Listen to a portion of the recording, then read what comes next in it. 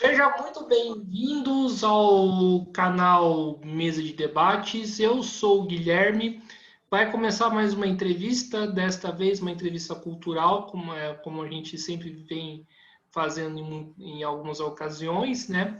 E vamos falar um pouco de música também, né? Como uma das atividades que o canal, né, vem fazendo, né, e falar, né, de vários estilos, entre deles o heavy metal, né. E hoje eu estou aqui com o Cláudio, né, da banda Taurus, né, para a gente falar um pouco, né, de música, de metal, né, dessa situação complicada que está atingindo os músicos, né, para trocar essa figurinha. Cláudio, antes da gente começar, por favor, se apresente. Ó, então, você já começou minha apresentação, né? Meu nome é Cláudio Bezzi, eu sou guitarrista da banda Taurus, uma banda de thrash metal aqui do Rio de Janeiro, e é um prazer aqui estar falando com você, viu, Guilherme? Assim, puder estar conversando e contando as nossas histórias, né? Afinal de contas, são quase 40 anos já de banda, né? Só de lançamento do primeiro disco da gente já tem 35 anos, você vê só, né? Uma história, né? Uma vida, né? Sim.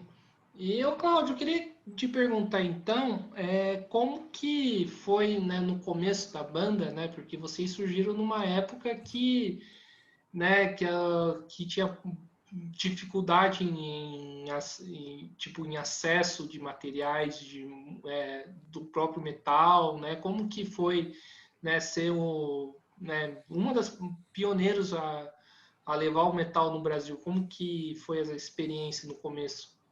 Cara, a gente são muitas histórias, né, cara? A gente vivenciou um período assim da música no Brasil de abertura, né? A gente saiu ali daquela ditadura louca que a gente viveu nos anos final dos anos 60, 70, e anos 80 foi a grande abertura, né? E não só da música, mas de toda a capacidade intelectual e de pensamento livre, né?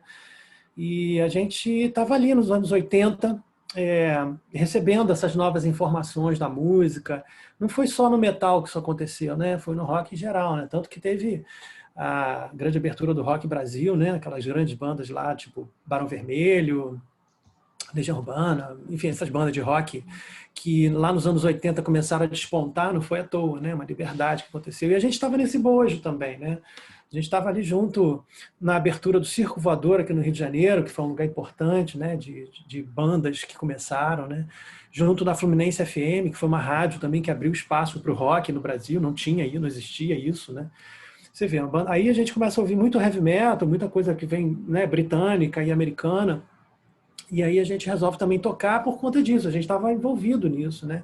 Junto a isso teve o Rock in Rio, né? O primeiro Rock in Rio em 85, imagina. O Rock in Rio aconteceu em 85, mas as notícias estavam andando já desde 83, né? De que ia ter um festival com as bandas grandes, Ozzy Osbourne, Iron Maiden, essas coisas. A gente falou, caramba, tem que assistir isso. Isso formatou muito a cabeça da gente, sabe, cara? Assim, como, não só como personalidade de cada um, todo mundo adolescente lá, 15, 16 anos, mas como assim, músicos também e observar como que a gente podia se portar nesse mundo da música, né? Então a gente formou uma banda a partir desse contexto histórico, né? E a gente percebeu que tinha muita gente também nesse mesmo lugar, né? Então várias bandas se formaram nesse período. Então a gente está junto dessa galera, especificamente do heavy metal, que a gente era o underground daquele rock Brasil lá dos anos 80, né? Enquanto o Barão Vermelho e tal estavam indo para esse outro lugar, né, da mídia e tudo mais, a gente estava montando o underground, né?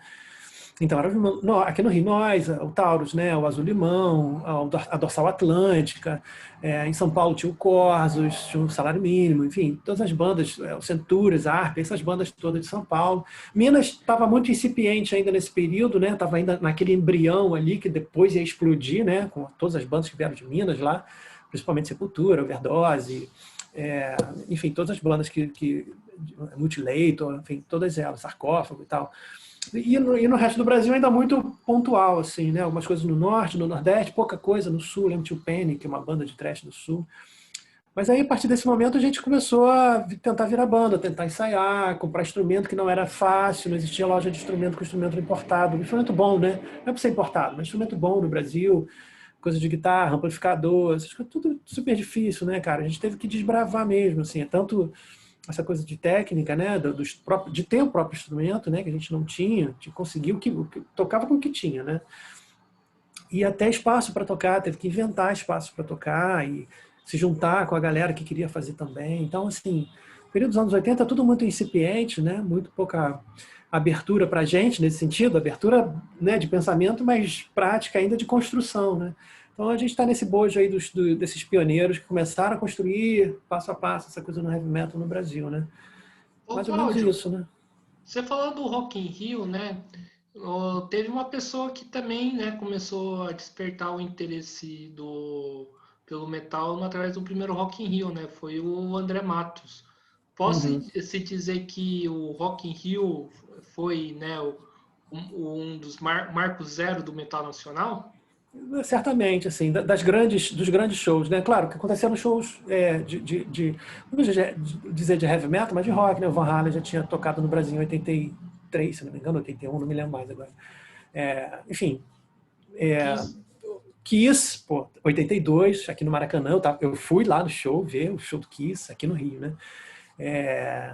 Enfim, se eu lembrar, assim, outras bandas, Yes, eu tinha passado por aqui, acho que o Gênesis tinha passado, enfim, banda de progressivo e tal.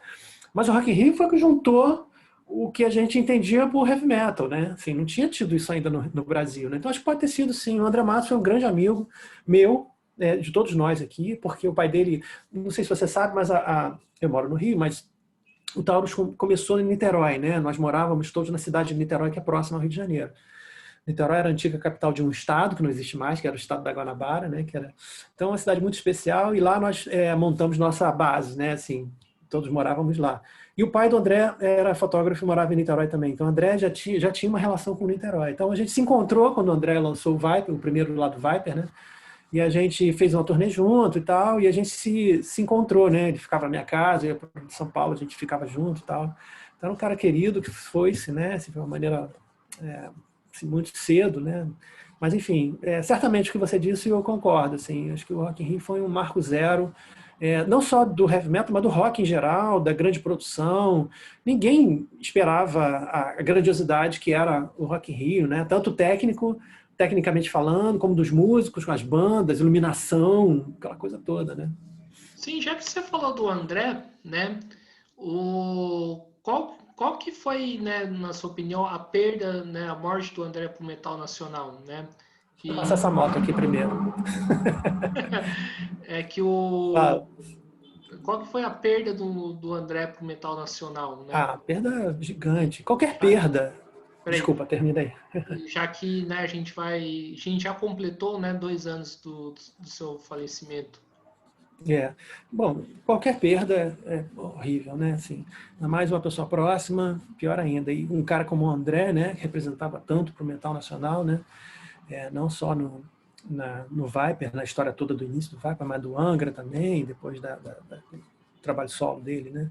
A gente chegou a fazer um show aqui em Niterói juntos, ainda com o trabalho solo dele, Taurus e o André Matos, que foi no lançamento do Fissura, nosso disco de 2010. Então, assim, acho que foi uma perda absurda. O André é um cara, musicalmente falando, assim, um monstro, né? Um cara que cantava, e a gente tinha um perfil muito parecido, porque ele também é um cara que foi para a universidade estudar música, a mesma coisa comigo, assim, eu me formei como violonista, né, clássico e tal, e ele com um canto, né, então a gente escreve também, escrevia para orquestra, a gente tinha o mesmo perfil, né, assim, como músico e trabalhando no heavy metal junto, né. Eu acho que foi uma perda grandíssima, assim, para todos nós, uma tristeza, né, assim, até hoje eu ainda fico triste quando penso nele, mas é isso, né, é vida que segue. É, sim, né? Às vezes eu vejo o vídeo assim, porra, por que esse cara foi morrer, né? Pois é. Ele e tantos outros, né? A gente não pode assim, ficar só nele, mas assim, tiveram outros músicos também, brasileiros também que já foram. Mas, enfim, cara, faz parte da vida e é isso, né? A gente tem que encarar Sim. dessa maneira. E, e no começo, né, existia muito preconceito em relação ao estilo, né? A gente saiu, né, foi bem no período de transição da ditadura, né? A gente sabe que Uhum. tem aquele tanto conservadorismo, né, no lado político, mas também no Claro. conservadorismo né, Social, né? Não social só político, social. dos Os costumes, né? costumes. Exatamente. De modo geral. né? Existia um certo preconceito, né? Porra, que esses cabeludos aí estão fazendo. O preconceito, cara, não era contra a música, né? Era contra os caras, contra a gente, né? Porque a gente andava cabeludo, de roupa preta na rua, às vezes usava piercing, né?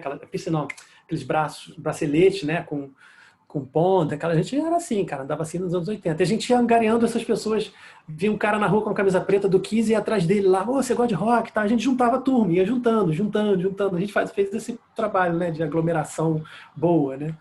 E cansei de ganhar dura na rua só por estar andando de preto. Assim, cabeludo andando de preto à noite na rua, meu amigo, era dura na certa de polícia, essas coisas. E era assim. E os caras não sabiam nem classificar a gente, não sabiam o que a gente era, né? Porque a gente andava em bando.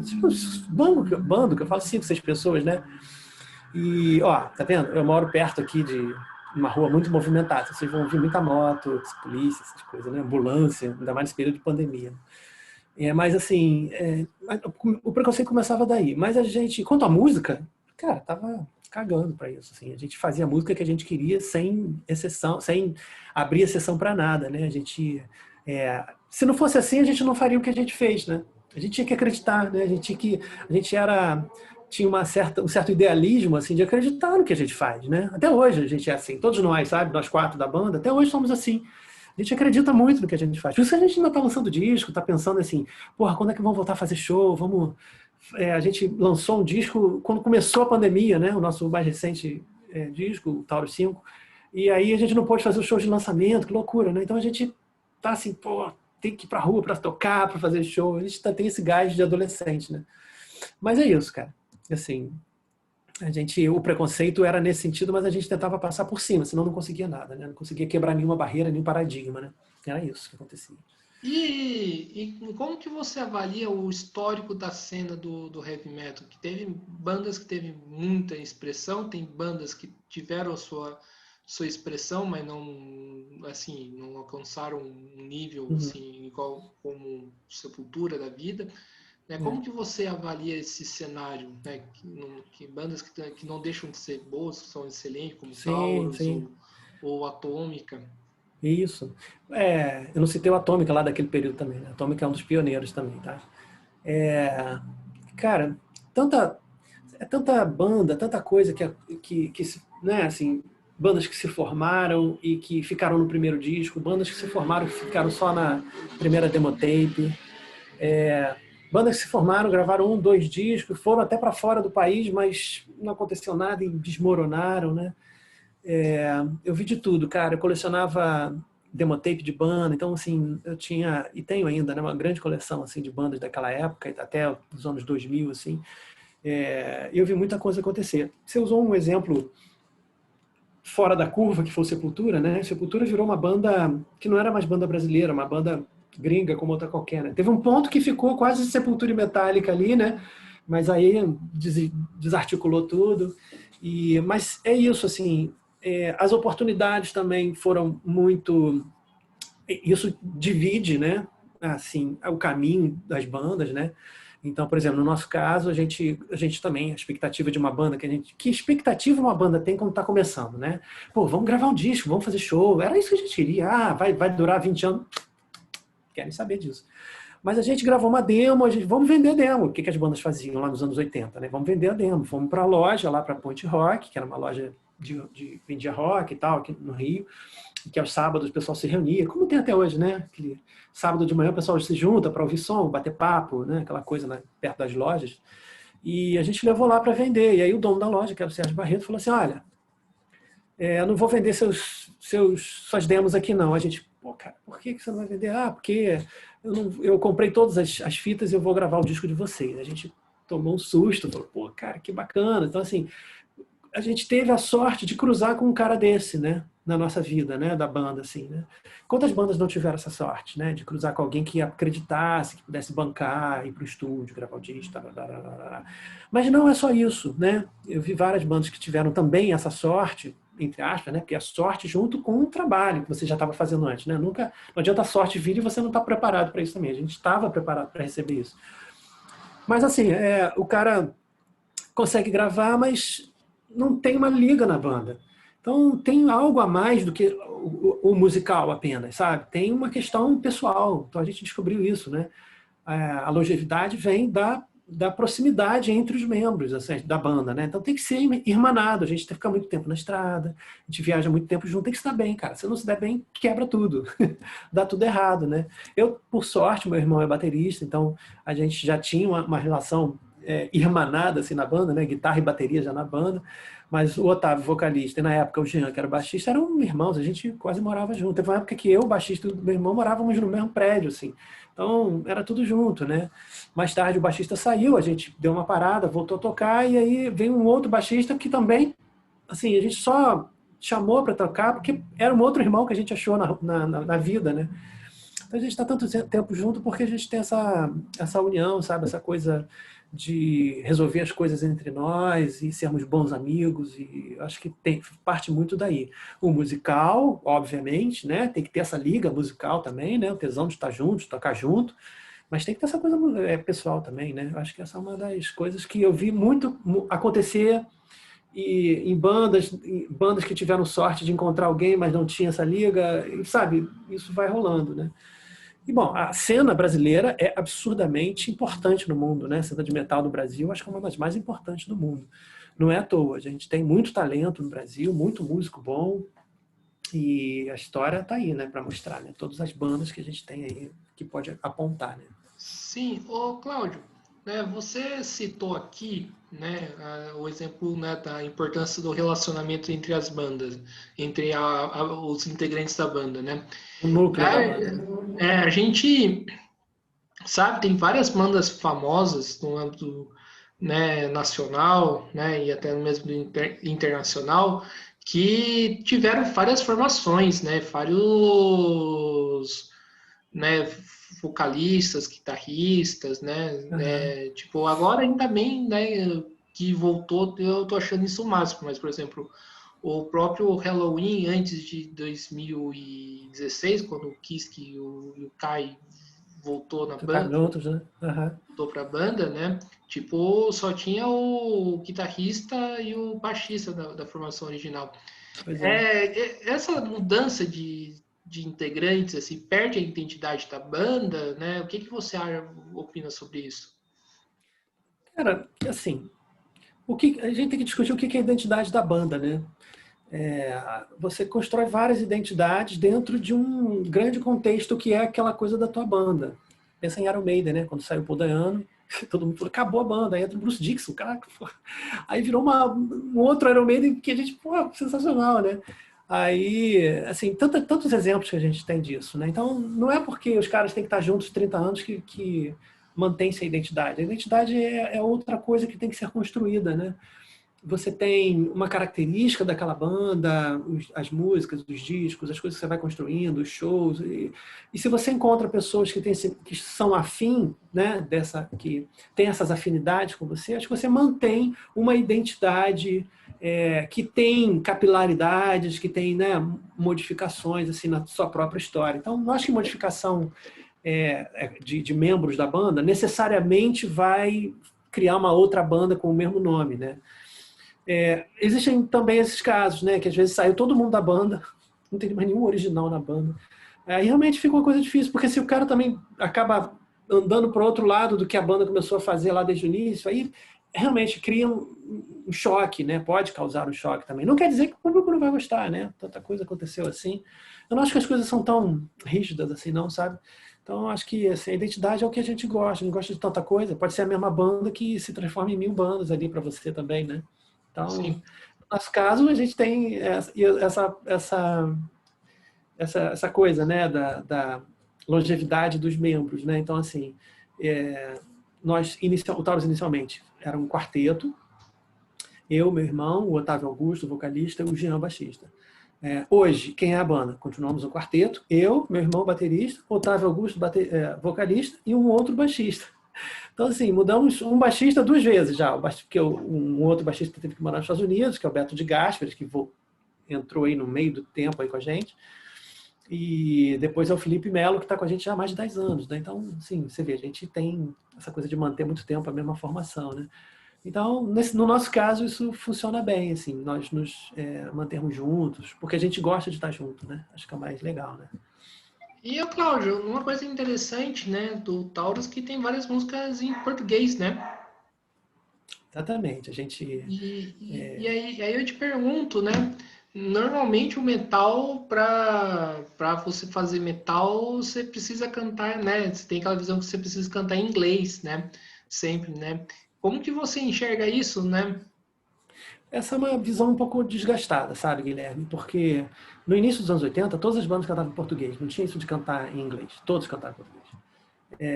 Assim que as bandas de Minas vieram todas cantando em inglês, e aí algumas de São Paulo também cantaram, aí começou uma coisa assim, pô, a gente pode ir para fora do país, o Taurus já tinha lançado o Signo de Taurus, que foi o nosso primeiro disco, Azul Limão cantava em português, Dorsal Atlântico cantava em português, sabe, um monte de banda cantava em português, né? Então a gente pode cantar em português fora do país. Aí a gente tomou um tapa na cara, porque o Signo de Taurus não foi lançado no exterior porque não era cantado em inglês. Mas isso em 86. Aí a gente falou, cara, vamos, aí o Sepultura lançando Esquizofrenia em 87, 88, por aí também. Já as bandas querendo ir para fora, já tinham contratos, querendo pintar. A gente falou assim, vamos cantar em português, em inglês também, porque a gente quer ampliar nosso mercado. Aí nós começamos a cantar em inglês nos próximos discos, né? No segundo disco da gente, o Trapped in Lies, o terceiro, que é o Pornography, lá dos anos... Ó, mais uma moto passando. Que Você está eles escutando adoram corrida. passar. É uma rua que tem subido, os caras passam. Mas aí e aí, lá nos anos 90, todas as bandas estavam cantando em inglês, né? Todo mundo virou para o inglês. Aí nós demos um tempo, ficamos 15 anos, né? Numa pausa, o Taurus, né? Quando a gente volta em 2007, a gente pensa assim, pô, vamos voltar, mas vamos voltar cantando em português novamente. Aí a gente voltou cantando em português porque a gente queria ser entendido pelo público, sabe? E as pessoas pediam muito o Signo de Taurus, que é o primeiro disco, cantado em português, porque todos sabiam a letra, cantar a letra, né? Já em inglês, o pessoal não sabe muito bem de que se trata e tal. Apesar das letras serem muito legais, a gente super sociais, críticas, mesmo as em inglês, né? Mas aí a gente resolveu lançar um disco novo, foi Fissura, título em português e letras em português, foi super bacana, porque as pessoas entenderam, a gente quer falar em português de novo. E estávamos em um novo período, não só o Taurus, mas assim, no mundo, né?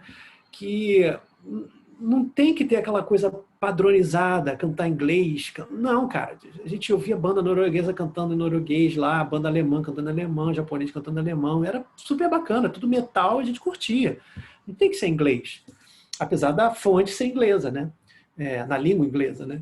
Mas aí a gente começou e aí, por surpresa, assim, não surpresa, mas eu já esperava isso, o disco Fissura, que é um disco de 2010 em português, foi lançado na Europa e nos Estados Unidos, cantado em português. Então, assim, língua não é problema, nunca foi barreira, não é barreira, e interessa para a gente fazer o público brasileiro, o público da língua portuguesa, nos entender. Acho que isso é o mais importante, sabe? E, independente da língua, você entende quando tem, né, pressão, quando tem força, o metal está sendo bem tocado, o cara coloca naquela prateleira de metal, cantado em português, em inglês, em alemão, em japonês, em, sei lá, latim.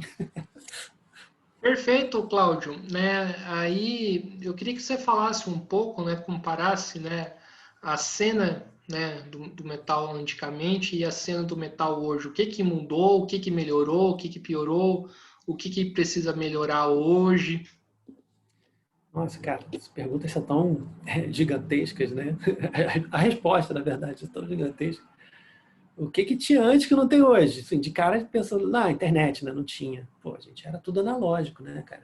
Técnica, tecnologias. Pô, os estúdios eram fita, né? A gente gravava em fita lá nos anos 80, maravilhoso, até hoje, né? Facilidade para viajar, o Brasil é um país gigantesco, cara. A gente, passagens aéreas lá nos anos 80 era impossível, comprar era caríssimo, então a gente viajava de ônibus, a gente ia para Recife de ônibus. Sabe que loucura isso? Ir para Recife de ônibus. 2 dias viajando para ir, 2 dias para ficar lá e tocar, e 2 dias para voltar, assim, é muito louco isso, sabe? 4 dias viajando para ficar 2 lá para tocar. Então a gente fazia isso, cara. E era feliz. Não era infeliz por causa disso, não. Chegava no show, tinha um amplificador lá que não existia no interior do país, assim, não existia. Você olhava para aquele amplificador, cara, isso é um amplificador que vocês usam? Aí você tem que dar uma aula pro cara, ensinar como é que microfone, os caras não sabiam, nos anos 80, como é que funcionava isso. Então, tinha essa dificuldade de informação, tinha dificuldade de locomoção, tinha dificuldade de comunicação com o público, porque não tinha internet, era via carta, a gente tinha um box nos Correios, a gente e todas as bandas, né? Que a gente recebia carta, cara. Sabe o que é receber carta? E responder carta, mandar foto. Era assim que a gente se comunicava, é. E via fanzine. Tem vários fanzines, né? Era a base de fã da gente, estava nos fanzines, os donos dos fanzines, né? Fanzine de Xerox, sabe? Bem caseiro. Então, era a partir dali que a gente se comunicava com o público. Então, a gente, cara, a gente era amigo de um bando de gente de fanzine no Brasil inteiro, que hoje em dia é dono de revista, que hoje em dia é editor de revista, sabe? Mas é esse lugar que a gente veio, né? E aí, quando as coisas foram modificando, foi ficando mais fácil, né, para todo mundo, né? Bom, lá não existia, lá atrás não existia lugar de show também, imagina, né? Só existiam os grandes espaços, né? Canecão, essas coisas aqui no Rio de Janeiro, os grandes locais de show e tal, mas mesmo assim, nada tecnológico, nada, eram lugares grandes só, né? Agora, hoje em dia, assim, já, né, sei lá, 20 anos para cá, mudou muito, né, assim, só o fato da internet, a comunicação, a gente poder gravar dentro de casa, home studio. Hoje a gente está aqui falando, né, via tecnologia, assim, se comunicando com pessoas do mundo inteiro, gravando. Eu estou gravando várias coisas com gente no mundo inteiro, sabe? Aí com uma faixa, uma banda de metal lá do Chile, depois uma outra dos Estados Unidos, de Portugal. Então, assim, coisas que você vai gravando em casa, vai trocando com eles. Assim, essa coisa não tinha condição de você fazer antigamente, né? Mas acho que é isso, cara. Mas esses 3 pontos, né? Locomoção, comunicação e essa relação com o público e com a tecnologia, né?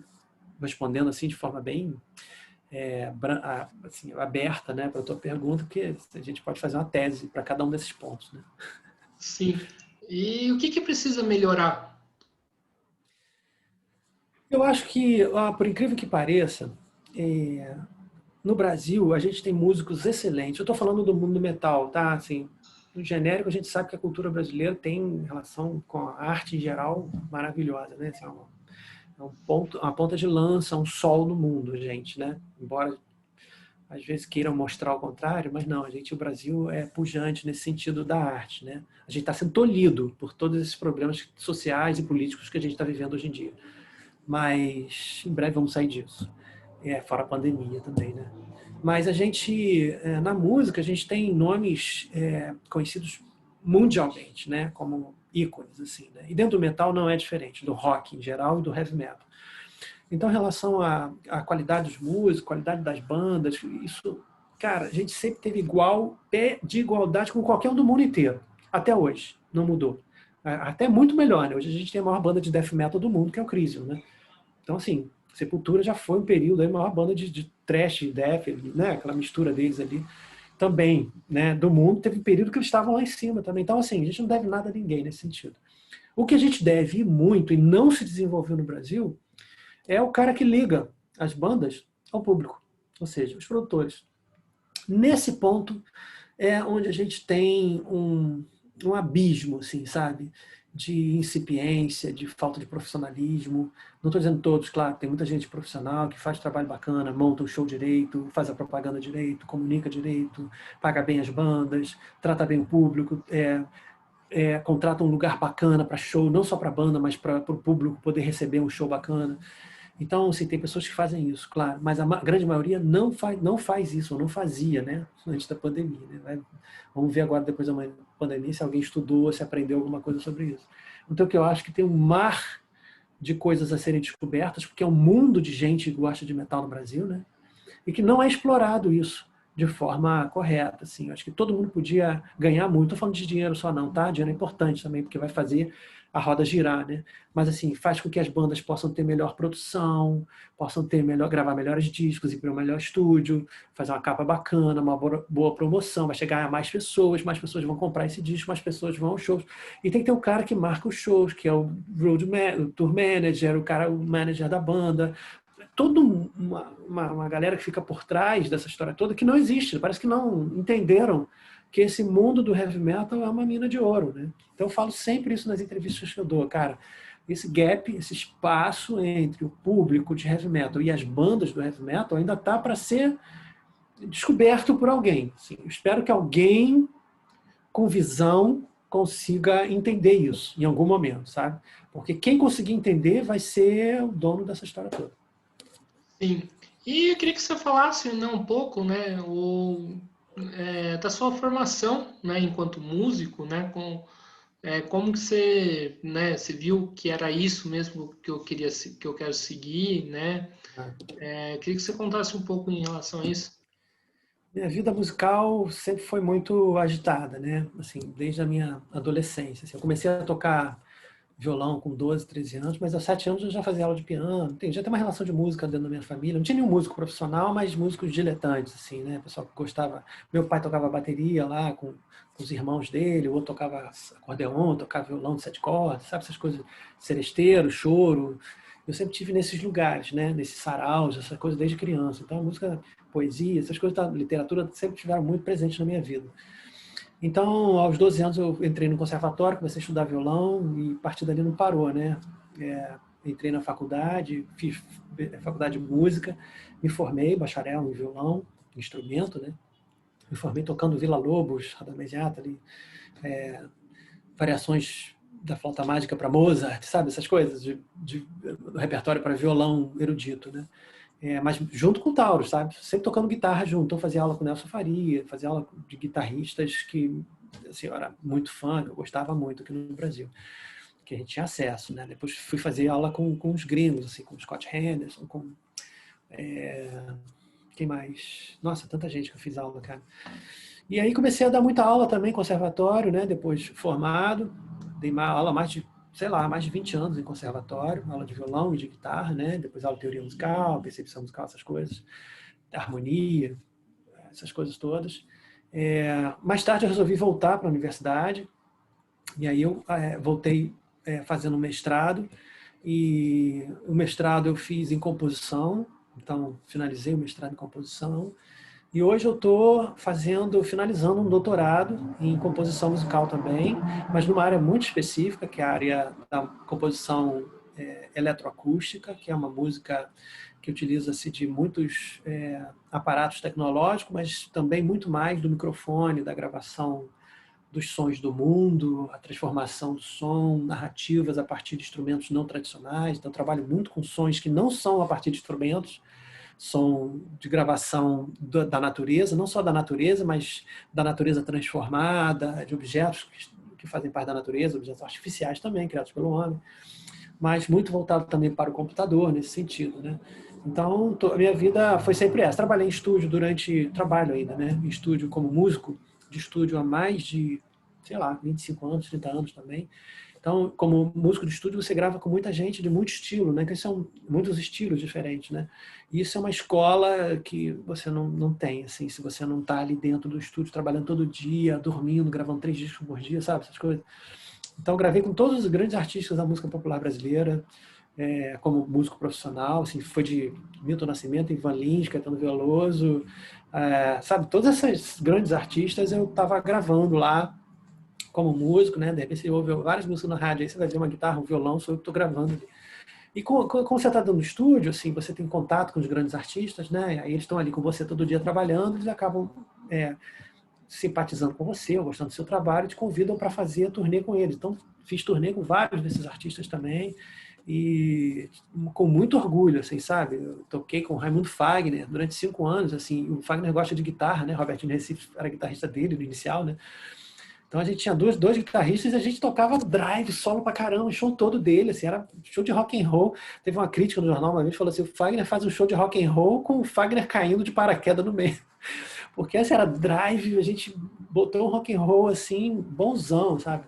Então eu tenho o maior orgulho de ter trabalhado com todos esses artistas e sempre trazendo um pouco de mim, assim, sabe? Não era tentar fazer alguma coisa que eu achava que ele ia gostar. Não, assim, eu tenho isso para te apresentar. Os caras sempre gostam, porque você tem o que apresentar, né? Assim, independente do teu estilo, do som que você tira, você vai mostrar uma coisa para o cara que vai curtir, né? A minha vida musical sempre foi muito agitada nesse sentido de show, de gravação, e com o Taurus sempre fazendo show, gravando, produzindo. Eu sou produtor do Taurus, né, hoje em dia, dos 2 últimos discos que a gente fez. Eu sou produtor. O último, eu não só fui produtor musical, como fui o engenheiro de som também. Eu gravei, mixei, os arranjos são coletivos, mas assim, as composições são muito baseadas nos riffs que eu crio, mas que a gente desembola ele né, nos ensaios, e é isso, assim, a gente foi trabalhando nesse sentido. Sim, eu queria que você falasse agora um momento auge na banda, né? E um momento que a banda passou dificuldades, um momento difícil, né? Complicado. Tá? No momento auge tiveram vários, cara, vou te falar, assim. É, eu vou te falar alguns, tá? Porque não dá para ser um só, assim, tanta coisa bacana acontecendo na vida da gente. O primeiro show que a gente fez foi no Sarau, aqui no Rio de Janeiro. Foi um marco, a primeira vez que eu pisei no palco, assim, com tal, não só com tal, na minha vida, né? Isso me marcou, isso foi sensacional, que a gente fez aqui no Rio de Janeiro, no Sarau, imagina, né, em 82, sei lá, 81, não me lembro mais. É, esse foi um momento marcante. O outro momento marcante foi quando a gente lançou a nossa primeira demo tape, e aí a gente mandou para a Rádio Fluminense, na época a Rádio Fluminense tinha um codinome, né, A Maldita, e a Rádio Fluminense, ela tinha um programa de rock específico que era guitarras, né? O nome do programa era Guitarras para o Povo, que a gente chamava só de guitarras. De dois caras que eram os produtores, o Paulo Cezino e o Fernando Folena, na época.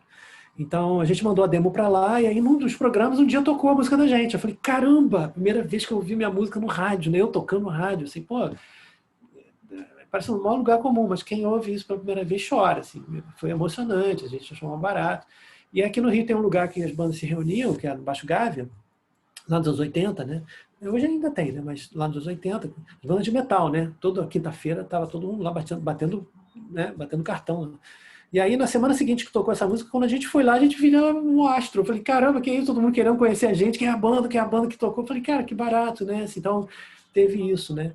E aí teve uma outra história legal pós isso aí, né? Aí a gente marcou um show ali num lugar chamado Caverna, que tinha no Rio também, que é um lugar clássico, famoso aqui do Rio de Janeiro. Todas as bandas do Rio tocavam lá, tipo assim, o nosso GBH daqui, né? E aí a gente falou assim, vamos tocar, sei lá, né? Ninguém conhece a gente direito, só tocou uma vez no rádio lá, não sei se vai. Quando a gente chegou lá, cara, tinha uns 600 pessoas, lotado, todo mundo doido pra ver a gente. Aí eu tomei um susto, de novo. Falei, cara, sabe, os sustos vão aumentando, assim, né? Falei, que legal, cara, todo mundo veio aqui ver a gente tocar. E aí a gente. Aí virou banda mesmo, né? A gente começou a fazer show, viajar e tal, gravar um primeiro disco, virou essa coisa toda. Teve um outro momento muito marcante, né? Porque esse lugar caverna era uma escola que tinha em Botafogo, né? Era lado a lado com uma casa de show importantíssima na história da música brasileira, assim, que era o Canecão.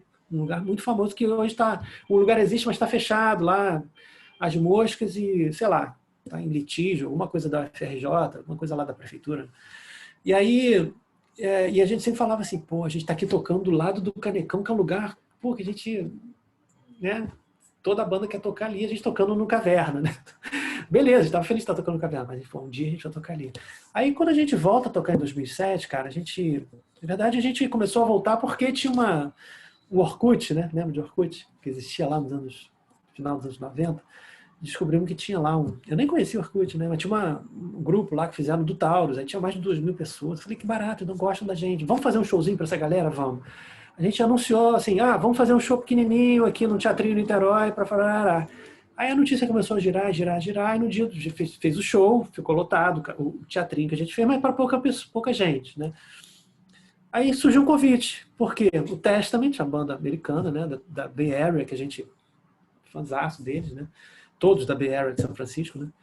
Ia fazer um show aqui no Rio, adivinha onde, né? No Canecão, e a gente abriu o show deles. Eu falei, pô, tá de sacanagem, né? Aí eu falei, meu sonho foi realizado. Aí a gente abriu o show do Testament no Canecão, né? Então, assim, imagina, duas coisas ao mesmo tempo, né? Tocar no Canecão, pisar naquele palco que era mágico, assim, cheio, lotadaço, assim, e com o Testament. Porra, outro planeta, né? E, cara, assim, e depois disso, a cada show, a cada disco que a gente lança, é uma felicidade. Ó, vou te falar a outra alegria que eu tive, ó, lançar isso aqui, ó. Esse aqui é o nosso vinil, vou botar assim para não ter muita... É o nosso vinil, cara, do nosso mais recente disco, né, que é o Taurus 5. Pô, eu lançar em vinil eu acho maravilhoso, né, que é a Desiree, que é a nossa gravadora hoje, nosso selo, o selo, né, que está lançando a gente. Lançou em CD também, lançou no vinil. Então, esse foi um barato, ver isso voltar, né, o vinil. Eu sempre fui fã de vinil, tenho meus vinis até hoje guardados aqui.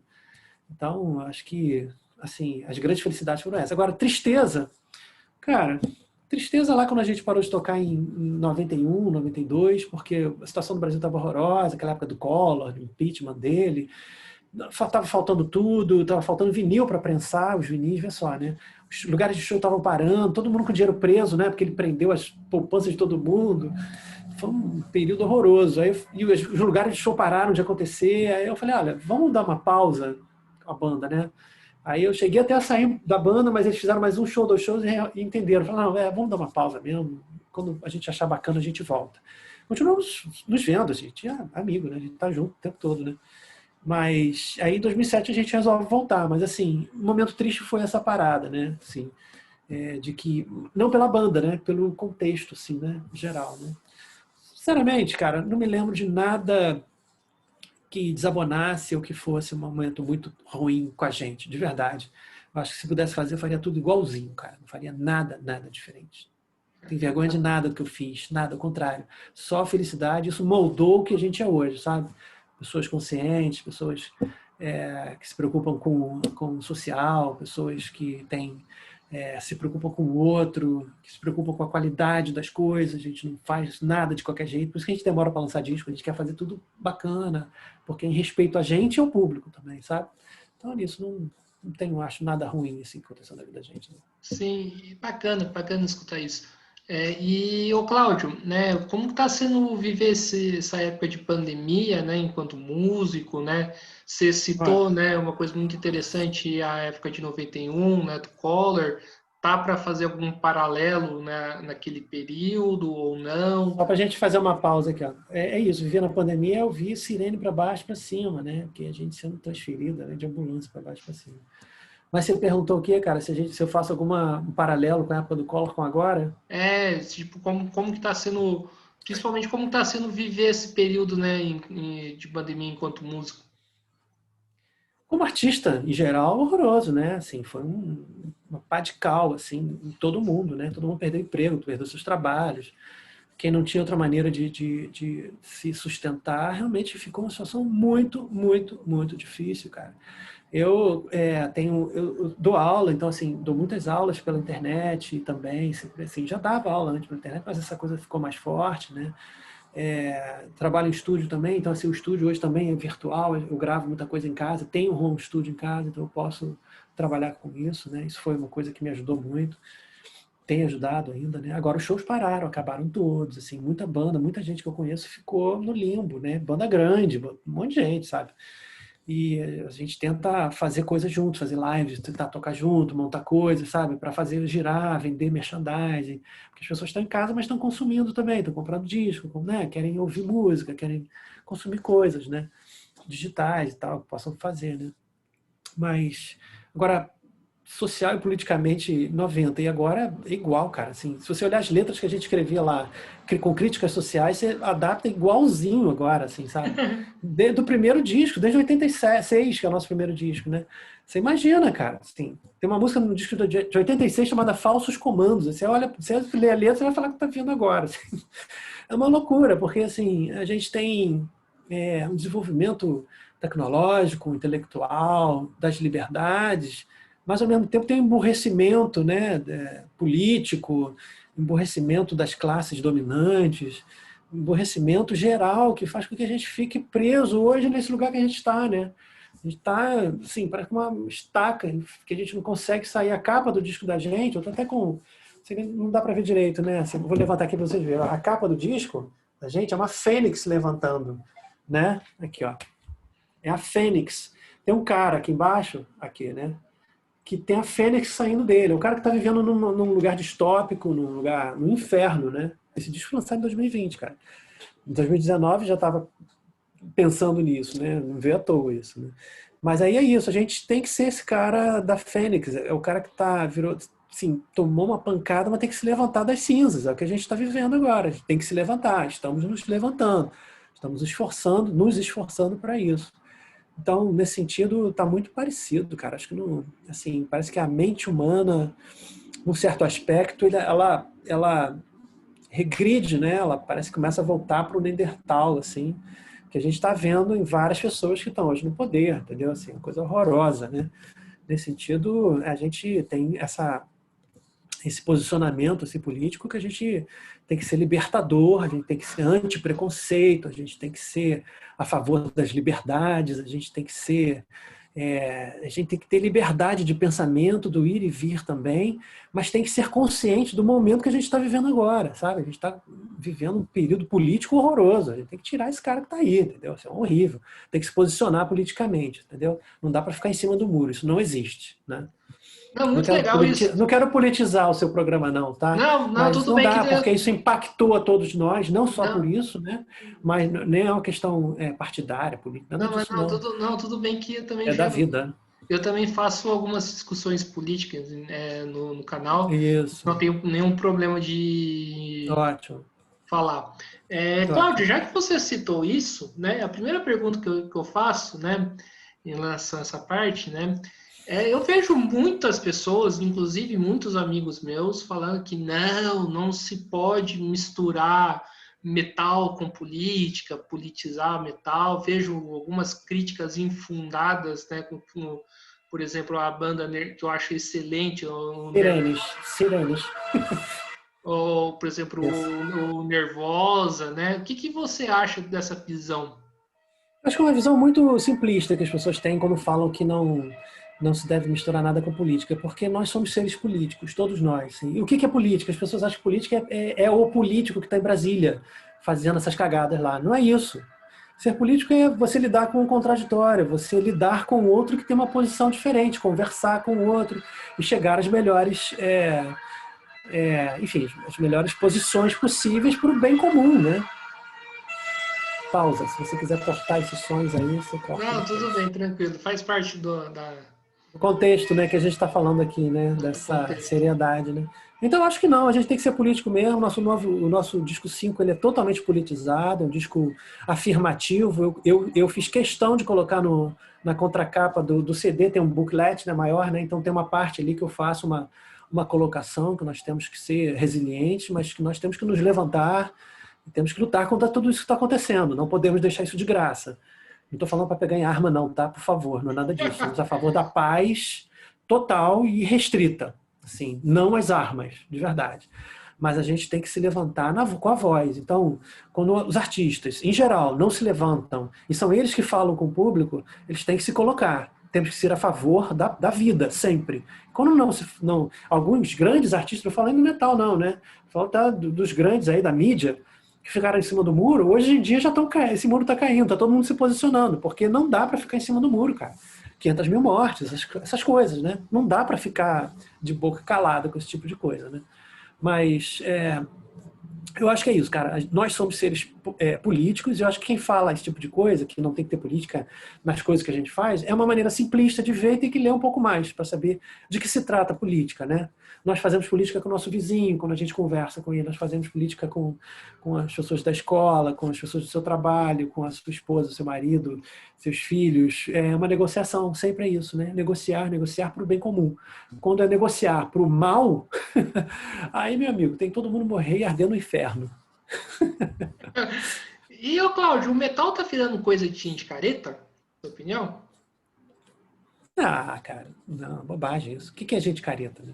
Gente consciente? O que é gente careta? Não, gente careta é gente preconceituosa, gente, né, Isso sempre teve em todos os lugares, cara, nos lugares que você menos conservadora. imaginar. Hoje o que a gente tem, uma coisa boa que aconteceu, né, com esse governo horroroso, se é que pode chamar de uma coisa boa, é que toda essa galera do mal saiu do armário, né? Então hoje eles têm orgulho de dizer que são preconceituosos, homofóbicos, então a gente identifica rápido. Antes era tudo meio nebuloso, você não sabia muito bem quem era quem, enfim. E hoje isso fica mais na cara porque eles se sentem representados, né, pelo poder lá do grande mentecapto, né? Mas fora isso, assim, eu acho que não tem nada de bom assim que a gente pode tirar dessa história, não, cara. Eu até esqueci o que você perguntou. Comecei a falar Não, disso, tá se vendo? o metal Ficou careta, né?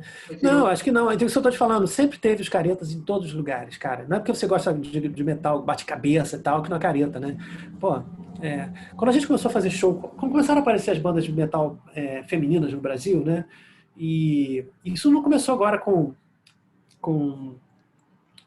Ih, rapaz, esqueci o nome da nervosa. banda agora. Com a Nervosa. Não começou com a Nervosa, não. Isso veio desde lá de trás, com a Vulcana, que a gente tocava com ela lá nos anos 80. Fizemos show aberto com elas, né?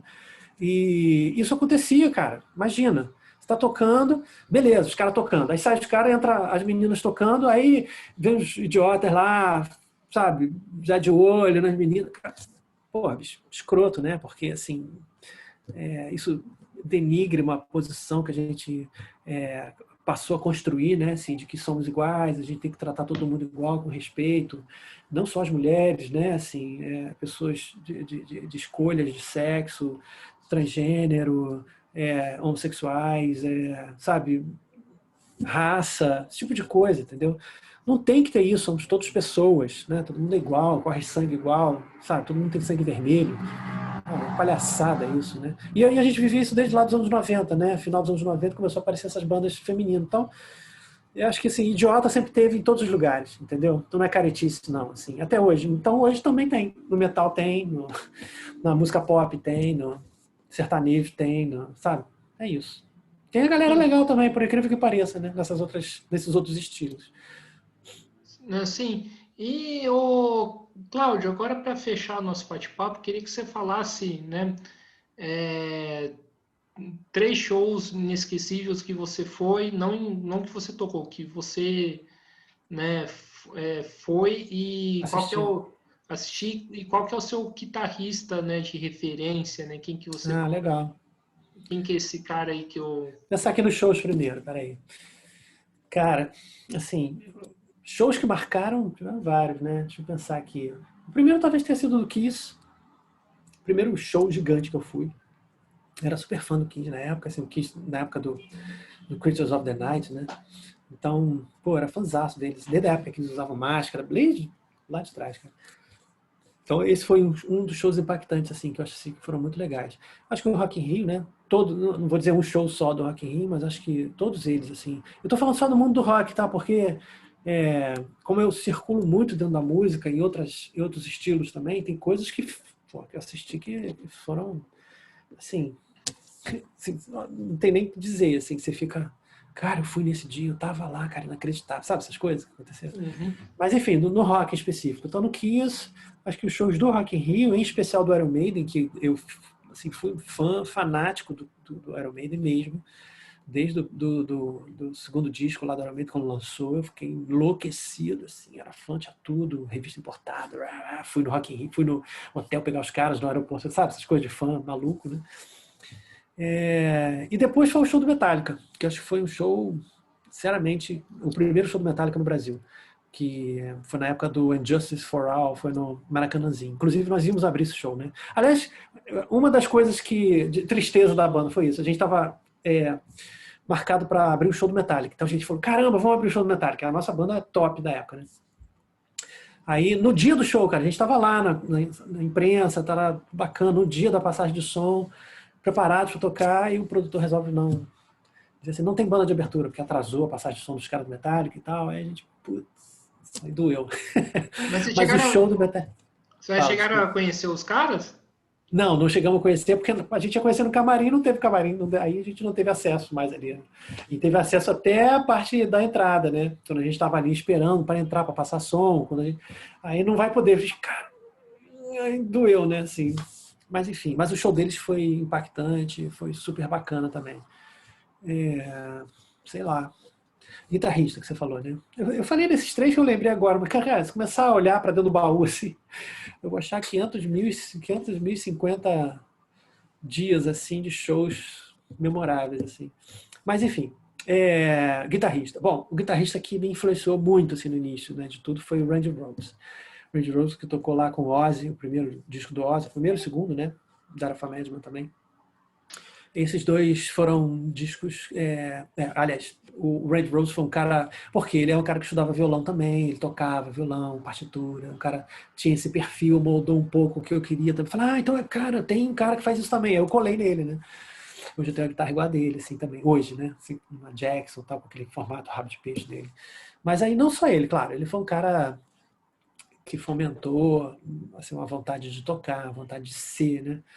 O Van Halen foi um cara monstruoso também, quando ele apareceu tocando lá o primeiro disco do Van Halen. Foi um cara que a gente queria ser igual a ele, mas na postura, né? Ele é um cara alegre, tocando, pulava e tal. Então, e até hoje eu penso nisso quando eu estou tocando. Às vezes eu faço uma coisa assim, meio Van Haleniana de tocar, de pular, assim, porque é legal, assim. Mas só por causa disso, eu não toco igual a ele. Claro que não. O Van Halen era o Deus, né? Assim, da guitarra, outra parada. E assim, e depois Jeff Beck foi o meu grande mentor também, assim, colei nele, toquei muita coisa dele, aprendi a tocar, do jeito dele sem palheta também, coisas que eu adorava, assim. E não posso deixar de comentar também que as duas duplas, assim, né, que foram grandes professores meus, assim. Uma era a dupla do Iron Maiden, né? Botava todos os discos e tocava todas as músicas, ela ficava voltando a música no vinil, né, para aprender a tocar e tal.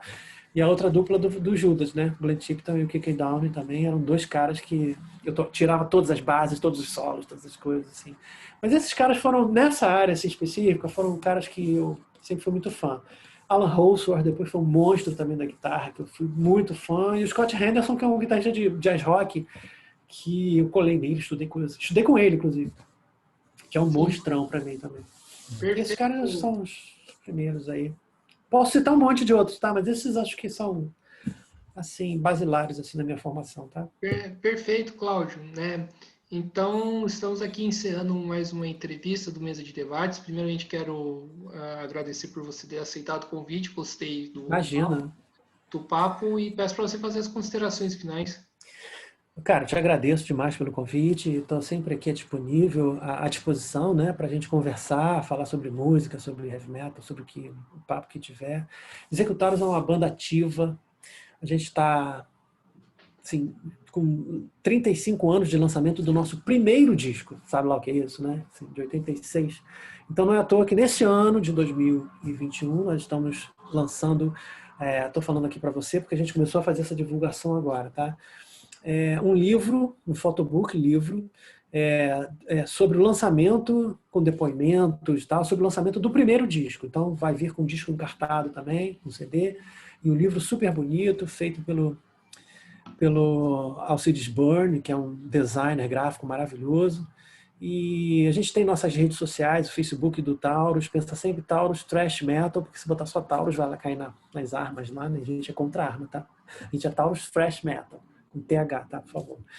Então estamos aí no Facebook, no Instagram, todas as mídias sociais, a gente tem o site da gente, acompanha a gente lá pelos sites, todas as notícias, as coisas que a gente tem lançado. Queria só mostrar aqui o nosso CDzinho para a galera ver. A gente tem uma lojinha lá também de venda do merchandising, com a camisa, com CD.